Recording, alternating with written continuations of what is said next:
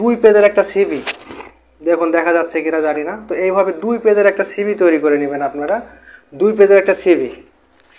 তারপর কি লাগবে, আপনি যে পাসটা করেছেন এসএসসি বা এইচএসসি বা অনার্স বা টিএমএসএস এই এনজিওতে কিন্তু 2900 পদের বিশাল একটা নিয়োগ সার্কুলার প্রকাশিত হয়েছে। তো এই সার্কুলারে আপনারা কিভাবে আবেদন করবেন, তো অনেকেই কিন্তু জানতে চেয়েছিলেন যে আবেদন করার সময় কি কি কাগজপত্র সাথে দিতে হবে।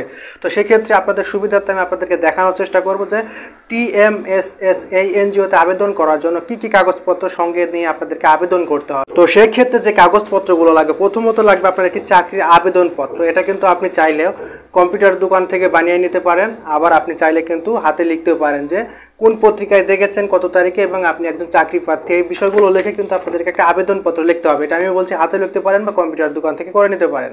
তো এরপরে কি লাগবে, এরপরে লাগবে 2 পেজের একটা সিভি, দেখুন দেখা যাচ্ছে কিনা জানি না। তো এইভাবে 2 পেজের একটা সিভি তৈরি করে নেবেন আপনারা, 2 পেজের একটা সিভি।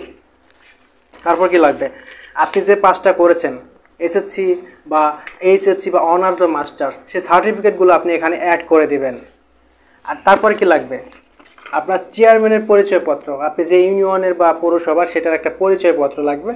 আরেকটা কি লাগবে, আপনার voter ID card, voter ID কার্ডের ফটোকপি। তো এই বিষয়গুলো আপনাদেরকে অ্যাডজাস্ট করতে হবে। এখন যদি কোনো সার্কুলারে বলে এগুলোকে সত্যায়িত করতে হবে তাহলে কিন্তু সত্যায়িত করতে হবে, আর যদি না বলে তাহলে সত্যায়িত করার প্রয়োজন নেই।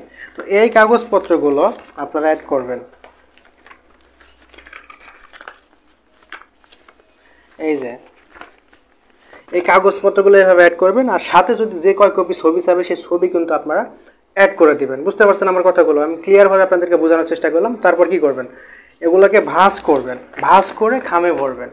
খামে ভরার পর পদের নাম আপনার প্রেরক এবং প্রাপক লিখে ডাকযোগে বা কুরিয়ার সার্ভিসের মাধ্যমে যে লাস্ট ডেট বলা রয়েছে সেটার আগে 2 দিন আগে বা 3 দিন আগে যদি আপনারা পাঠিয়ে দেন, সেক্ষেত্রে কিন্তু আপনার নিয়োগপত্রে, সেক্ষেত্রে কিন্তু আপনার আবেদনটি সঠিকভাবে সেই ঠিকানায় চলে গেল। এখন আপনি যদি সঠিকভাবে সব কিছু আবেদন করে থাকেন তাহলে কিন্তু আপনাকে অবশ্যই পরীক্ষার জন্য রাখবেন। তো আশা করি সবাই বুঝতে পেরেছেন। এই কাগজগুলো আপনারা সংযুক্ত করে আর একটা দরখাস্ত লিখে অবশ্যই যারা আবেদন করবেন টিএমএসএস এনজিওতে অবশ্যই এই কাগজগুলো দিয়ে সঠিকভাবে আবেদন করার চেষ্টা করবেন।